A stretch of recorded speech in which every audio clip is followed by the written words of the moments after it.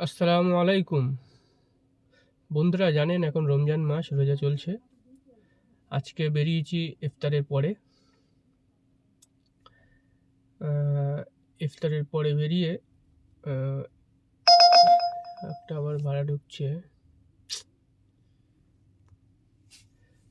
যাই হোক ইফতারের পরে বেরিয়ে এই দুটো টিপ মারলাম। প্রথম টিপ মারলাম আমাদের বারাসাত থেকে মধ্যমগ্রাম। মধ্যমগ্রাম থেকে নিয়ে আসলাম এই সোদপুরের এখানে। তো এই দুটো টিপে মোটামুটি ৫৫০ টাকা মতো আর্নিং হলো। তো এখানে এসে একটা ভাড়া ধরেছি উবেরে। প্রথম দুটো র্যাপিডোতে মারলাম। তো উবের একটা ভাড়া ধরেছি। ভাড়া ধরার পরে ফোন করলাম কাস্টমারকে। Head কাস্টমার কি south on road বলছেন number জানেন? 1, then turn left. কাস্টমার বলছে কি,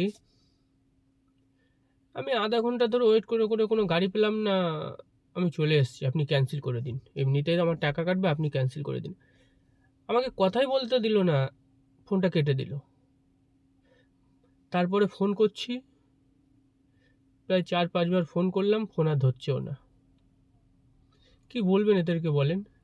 এরা যখন যাবে না বা গাড়ি পাচ্ছে না, তো তখন রাইডটা তো ক্যান্সেল করবে। ওইভাবে রাইডটা এ করে রেখে দিয়েছে আর ড্রাইভারদের কাছে শো করছে ভাড়াটা। তো এসব কাস্টমারদেরকে কি বলবেন বলেন? এবারে লাস্টে আমাকেই ক্যান্সেল করতে হলো, আর কি করব।